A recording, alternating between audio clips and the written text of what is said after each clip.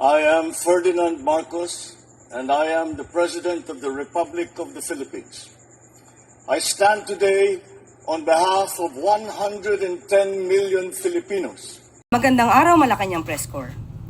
Ang utos ng Pangulo, siguruhing lahat ng public schools ay konektado upang makasabay ang mga estudyante at guro sa makabagong paaralan at paraan ng pag-aaral. Personal na binisita ni Pangulong Ferdinand R. Marcos Jr. ngayong umaga ang Camul Elementary School sa Zamboanga del Norte.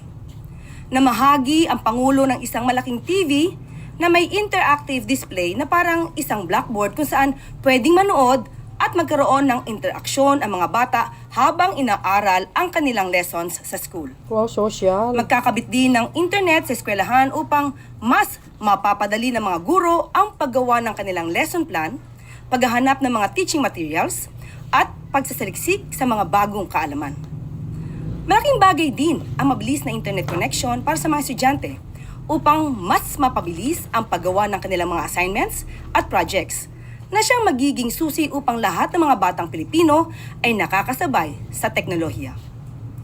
Panawagan naman ni Pangulong Marcos Jr. sa mga guro at prinsipal na alagaan ang mga kagamitan na ipinagkaloob ng pamahalaan at tiyakin na napapakinabangan ito ng lahat ng mga estudyante at guro.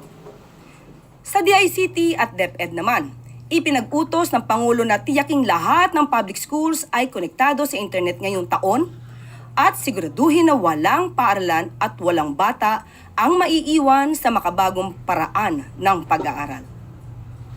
Ang programang ito ng Marcos Administration ay patunay lamang na tuloy-tuloy ang pamahalaan sa pagbibigay ng suporta sa bawat batang Pilipino upang masiguro ang kanilang kinabukasan. Dahil lahat ay iaangat sa modernong bagong Pilipinas.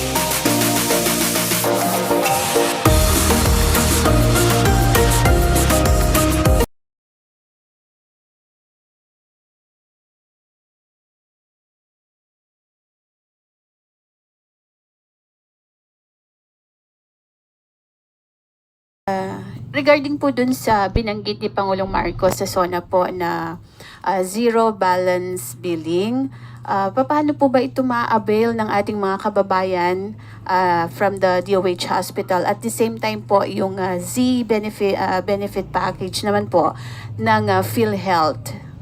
Sinabi Okay na nga. po, ito po ay patungkol po sa 87 DOH hospitals kung saan maa-avail po yung zero billing. Okay? Zero balance billing. Ang ibig sabihin po nito, lahat po, hindi na po ito ika-categorize kung indigent ka o hindi. Basta you are willing to be at the basic ward accommodation, kayo po ay malilibre na po ng inyong gastos sa ospital. Unang-una po, kung kayo po ay PhilHealth member, kailangan po yan. Kung hindi po kayo PhilHealth member, maaari po kayo magpatulong doon para po kayo ay maasikaso at maging PhilHealth member. At pagkatapos po nun ay kapag ka po kayo naman ay lalabas na ng ospital. So, kailangan nyo lang pong kumpletuhin yung inyong mga dokumento at humingi ng tulong sa PhilHealth Desk sa nasabing ospital. At doon po, after that, pag kumpleto na po yung dokumento nyo, ay maaari nyo na pong ipakompute ang inyong bill sa ospital. Yung po sa Z benefit package naman po ng PhilHealth, sabi po doon kahit hindi na rin po PWD, hindi yung ibang mga sector po napili na makaka-avail nito, lahat na rin daw po ay pwede. Ano po yung pwedeng gawin ng pasyente o yung kanyang family para po ma-avail ito? Opo. Mas maganda po malaman din po kung yung ospital na pupuntahan po ninyo. Hindi naman po kailangan na DOH hospital. Kung sila po ay mayroon po tinatawag na Z benefits package. Kung mayroon po silang kontrata with the PhilHealth, sila po ay mako-cover. So, hindi po kinakailangan na kayo nasa ward. So, kahit po kayo nasa private room, nasa public hospital, basta po yung hospital na yon ay may kontrata po sa PhilHealth na Z benefit package. Pasok po yan. May binabanggit daw po yung DOH na kailangan ay basic accommodation. Yes po. Lang. Yun po yung pwede. Para po doon sa libre na bill. Iba po kasi yung Z benefit package, yun po yung patungkol sa mga let's say, kidney transplant, So, meron pong package po doon. Pero yung zero billing sa DOH hospitals po, sa basic ward accommodation. Thank you po. Thank you, Eden. Sunod na tanong, Harleen Delgado, ABS-CBN. Yusek, good afternoon po. Yusek, some lawmakers have expressed disappointment after the president did not mention in his SONA anything about online gambling. How does the palace view this po? And also, kumusta po, Yusek, yung ginagawang evaluation ng Pangulo? Are we expecting a policy change on online gambling? As of now, maganda po kasi wag tayo masyadong magpadalos-dalos. Minsan kasi nakikita natin ano ba yung sinisigaw ng taong bayan, pero yung iba, hindi pa po inaaral na mabuti kung ano ba yung magiging epekto nito sa bayan. Tama. Dapat muna po malaman natin saan ba nanggagaling yung kamalian. Doon ba sa license, online gambling app, o doon sa mga hindi lisensyado. So dapat malaman natin saan ba nagugumon ang ating mga kababayan sa sugal. Doon ba sa mga illegal na gambling app? Example na lamang po natin. Recently, alam natin na ang isabong wala na. Ang isabong noon nakakapagbigay ng revenue, ng tulong sa pamahalaan. Nung tinanggal po yan, definitely wala na. Pero bakit may isabong? So, sino nakikinabang sa illegal na sabong ngayon? Bakit isa pang mambabatas ang nakitaan natin na siyang nagpatunay na meron pang isabong? So, dapat ito aralin mabuti. Ano ba ang dapat gawin? Dahil kapag ka nga tinanggal natin talaga, agad-agad ang online gambling at maapektuhan naman yung ibang mga lisensyado, makakaapekto ba ito sa tulong sa bayan, sa tulong sa mga estudyante, sa tulong sa mga Pilipino? So, hindi po pwedeng magpadalos-dalos ang Pangulo dito. Dapat aralin po dahil sa totoo lamang po, ang mga revenue po na ibinibigay ng lisensyado na online gambling ay nakakapagbigay talagang tulong sa mamamayan. So, dapat pong aralin at hindi po dapat na ura-urada at mag-uutos agad na tanggalin agad yan. Dapat inaaral po yan. Yan ganyan po kasi ang gusto ng Pangulo. Inaaral bago magpadalos-dalos sa aksyon. Sunod na tanong, Maricel Halili, TV5. Magandang hapon po, Yusek. Yusek, may lumabas po na panibagong Okta research yesterday showing na tumaas yung trust ratings ni Pangulong Bongbong Marcos. Where do you think we can attribute this improvement on numbers? Unang-una, malamang po nakikita na po ng taong bayan kung ano po talaga ang ginagawang trabaho ng Pangulo. At nakakatuwa at nakikita na po nila kung gaano po kasiba ang Pangulo para sa taong bayan at para sa bayan. Correct. Ngunit sasabihin po natin, muli, ang Pangulo po ay hindi maapektuhan ng anumang numero. Pero syempre po, ito ikinagagalak. At kung tumataas man po ang approval at trust rating ng Pangulo ay nakakatuwa po ito dahil nakikita na lang nagtatrabaho. Mas mahirap po kasi na bumababa ang rating pero nagtatrabaho. Pero mas mabigat yung hindi nagtatrabaho pero tumataas ang rating. Savage na naman ang Sino mga pong nire-refer didilis. niyo, ma'am? Kung sino po yung hindi nagtatrabaho ng mga public officials, siguro po kung mataas ang rating nila, wow. But do you think, do you see a more effective messaging now considering that there's an improvement on the numbers of the president? Yes, I think so. Kasi po, mas nakikita ngayon ng mga kababayan natin Yes. kung saan nagpupunta ang Pangulo. Kasi noon po ay hindi ito masyadong inaipapakita marahil ng Pangulo dahil siya po ay trabaho lang ng trabaho. Hindi siya masyadong particular kung nakikita ba ito ng taong bayan. But with this, kailangan po talaga makita ng taong bayan para malaman nila at ma-differentiate nila yung taong nagtatrabaho at yung nagbabakasyon lang. Tama. Sunod na tanong, Jean Da, Morales, savage, Philstar. DDS. Deserve ni PBBM yun, mataas ang rating niya. afternoon. Work hard. Senate President Escudero said that President Marcos could not expect an unchanged budget since Congress has the power of the purse. And secretaries themselves would ask lawmakers to make changes in the budget process. So, can the palace elaborate on President Marcos's warning to lawmakers about the budget? Unang-una po, pinaghihirapan po na makagawa ng budget para sa National Expenditure Program. Ito'y inaaral, katulad nung binanggit po ni Secretary Amena Pangandaman, na hindi po to biro-biro sa pagsasagawa po nito, iniisa-isa po ito kasama ang Pangulo at lahat ng mga cabinet secretaries. At kung ano man po ang nabuo dito, ibig sabihin po, iyan po ang dapat na paglaanan ng pondo. Hindi po dapat abusuhin yung sinasabing po, power of the purse at maraming magkaroon kung meron man mga insertions at hindi mapapakinabangan na tunay ang taong bayan. Yan lamang po ang gusto ng Pangulo. Kaya gusto niya po maging malinis ang budget at hanggat maaari yung BICAM conference with regard to the conference dito sa budget, 2026 budget, ay bukas sa publiko. So is it more accurate to say that the president would veto a budget with anomalous insertions or changes made during the BICAM? Depende po yan sa pag-aaral. Kung mga insertion po na ito ay masasabi naman po natin na may kabuluhan, malamang po ay hindi ma-veto. Pero pag nakikita po nila na wala naman po itong pagpupuntahan at maaaring madala lamang sa pang-aabuso, hindi po mag-aatubili ang Pangulo na ito ay i-veto. Last question, has the president considered the possible consequences of a reenacted budget? Alam po niya yan, kaya po niya sinabi. Pero malamang magsasakripisyo po yan para lamang po makita ng taong bayan na hindi dapat abusuhin ang pondo ng bayan. Sunod po, Ana Felicia Bazo, GMA News Online. Yusek, ma'am, tanong lang po namin if nakarating na po kay Presidente yung desisyon ng MILF na isuspend or i-defer yung decommissioning ng thousands of combatants and weapons. Yes po, at medyo nakakalungkot po na balita yan dahil alam naman po natin na ang gobyerno po ay talaga naglalaan ng pondo para sa magandang kinabukasan ng mga nagnanais na bumalik, no? At magkaroon ng normal na buhay. Katulad po nung sinasabi na 100,000 cash assistance po sa bawat combatant, MILF combatant. At meron din pong nakalaan at inilaan noon na more than 400 billion worth for the socio-economic programs. Hindi lang po yan. Marami pa po at alam naman po natin yan. So siguro lamang po ay mas kinakailangan pa ng mas malalim ang pag-uusap para mas maging maganda ang kahinat na nito para din sa miyembro po ng MILF.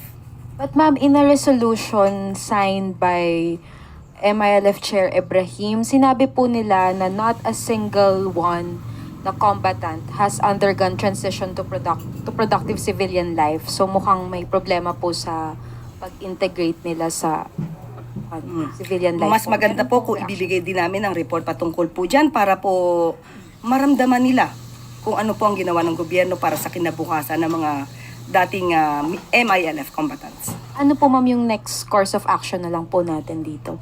Makikipag-usap po na mas masinsinan para po mas maging maganda ang resulta. Thank you ma'am. Maricel Halili, TV5.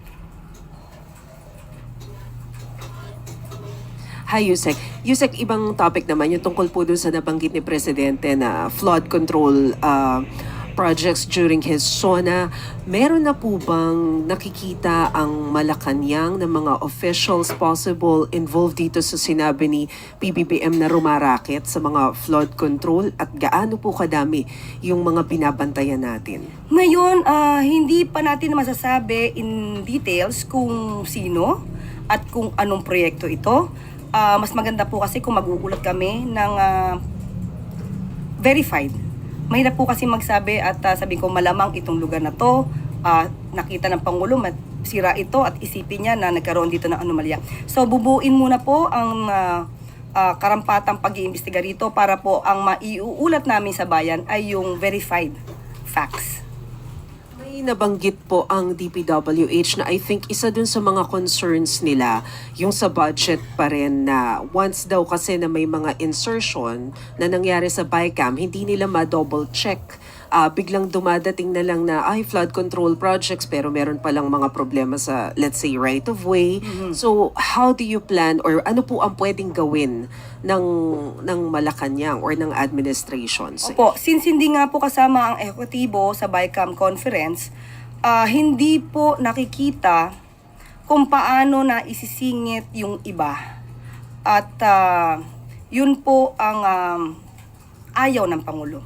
Kaya po, sa tulong po ng taong bayan, sa tulong po ninyong lahat, bantayan po natin itong gagawing BICAM conference patating sa 2026 budget. At ayaw pong maulit ng Pangulo itong nangyaring ganyan. Sunod, Ivy Reyes, Bilyonaryo. Hi, Yusek. Good afternoon po. Bayan muna reacted to Secretary Eduardo Anyo's statement on red tagging. Allow me to quote what they said po. We have many documented cases of members of community organizations being forced, intimidated, or deceived into surrendering in exchange for some ayuda and getting their names cleared. May we have the palace's reaction po? Ipagpaumanhin, Miss Ivy, hinahanap ko ang issue about bayan muna in relation to that. Hindi ko siya nakita, kaya hindi ko na-relay.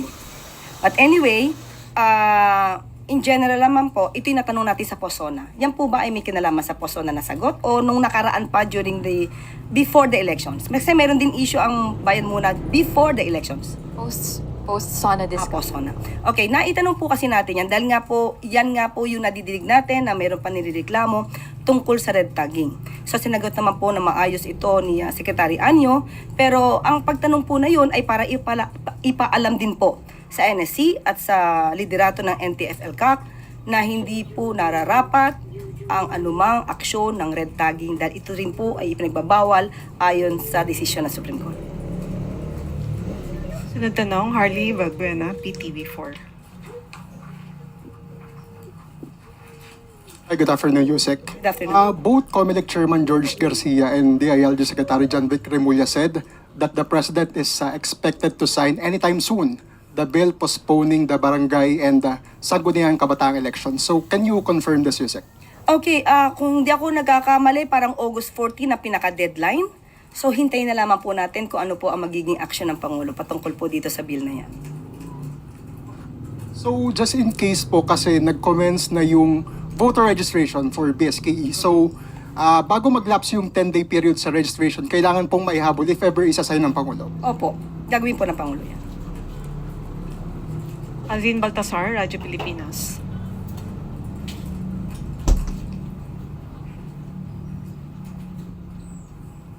Yusek, just for confirmation, may report daw na August 13 daw po yung submission ng National Expenditure Program sa House. May info po tayo tungkol doon. Ayon po kay Secretary Amena ay makakapag-submit na po. At tinatapos na po at makakapag-submit on time. Salamat po, Yusek. Thank you po. Para sa mas matatag na healthcare system, Pangulong Marcos Jr. na mahagi ng mga bagong ambulansya sa Zamboanga Peninsula at Lanao del Sur sa tulong ng PCSO. Batid ng Pangulo ang pangangailangan ng mga kababayan natin sa maagap na serbisyong medikal. Kaya bukod sa paninigurado na bawat bahay or bawat bayan ay may doktor, ngayon naman ay sinisikap ng administrasyon na lahat ng bayan sa bansa ay may sariling ambulansya. Layong patatagin ng additional 106 new ambulances sa Lanao del Sur, Zamboanga del Sur, Zamboanga del Norte, Zamboanga Sibugay at Isabela City ang healthcare system sa buong bansa. Dahil ang utos ng Pangulo, dapat bawat Pilipino ay agarang mabigyan ng atensyong medikal. Bukod sa bago at maaasahan ang mga ambulansya, kompleto rin ang mga ito sa mga kagamitan gaya ng stretcher, oxygen tank, wheelchair, first aid kit, BP monitor at medicine cabinet. Malinaw naman ang direktiba ni Pangulong Marcos Jr. sa mga LGU. Pakaalagaan ang mga ambulansya upang matagal itong magamit sa serbisyo at lubusang mapakinabangan ng ating mga kababayan. Nasa 1,067 ambulances na ang napapamahagi sa buong bansa sa ilalim ng Medical Transport Vehicle Donation Program ng PCSO at liderato ni GM Mel Robles mula June 2022 hanggang July 2025. Patuloy lang ang pamamahagi ng mga ambulansya hanggang sa lahat ng lungsod at munisipalidad sa bansa ay may sariling emergency vehicle. Dahil sa bagong Pilipinas, ang kalusugan ay karapatan ng bawat mamamayan.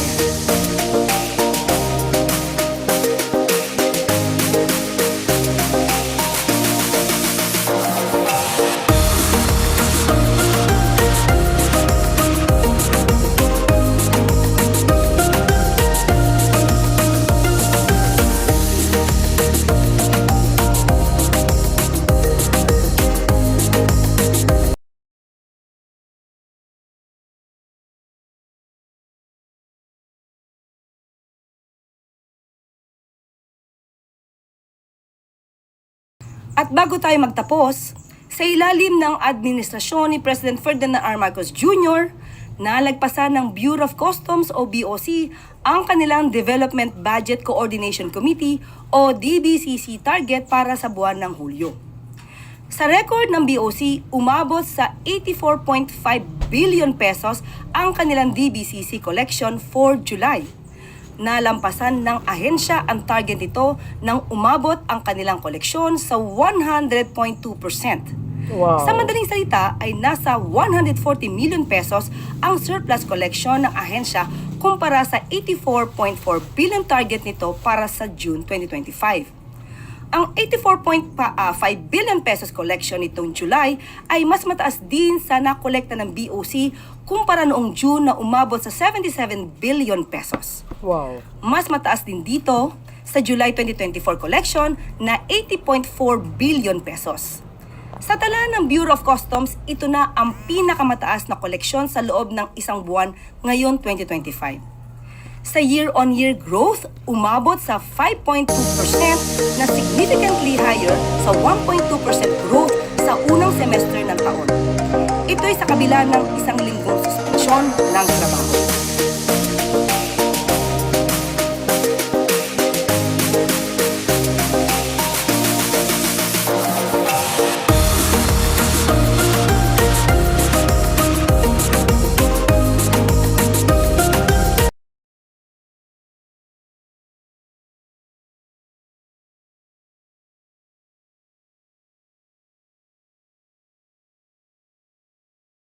At isa pong announcement, nais naming ipabati na formal nang itinalaga bilang member ng Board of Directors ng Philippine National Oil Company o PNOC si Ms. Maria Trestina Sheila Canag Cabaraban mula July 1, 2025 hanggang June 30, 2026. Ang kanyang appointment ay nilagdaan ng Pangulo noong July 14, 2025. At dito na po rin tatapos ang ating press briefing. Magandang araw para sa bagong Pilipinas. O, di ba guys, narinig nyo? Savage na naman ang mga dilis. O, laging may punto at tama at basihan si Yusek Castro. O, sa kanya mga sagot, lahat po yan may basihan. At siyempre, congratulations kay Yusek. Retain po siya bilang Yusek Secretary ng ng PCO. Yan. Kaya hindi pwedeng tanggalin yan. Maganda ang kanyang performance, kanyang trabaho bilang Yusek. Kaya saludo kami talaga kay Yusek Castro. Kasi, bakit? Talaga naman nakikita nyo kung paano niya guys, pinagtatanggol ang bansang ito. Siyempre, ang Pangulong Marcos Jr. At nakikita naman kay Pangulo na nagtatrabaho siya ng husto. Deserve niya po yun, yung ratings niya yun. Tama nga naman si Yusek. Saan ka makakita? Hindi nagtatrabaho pero mataas ang rating. Pero yung nagtatrabaho, mababa ang rating. Sino po ang nag-survey nun? Alam nyo na. So yun guys, ang aking pinaka-latest update. See you again on my next upload. Bye bye bye and baboos. God bless Philippines.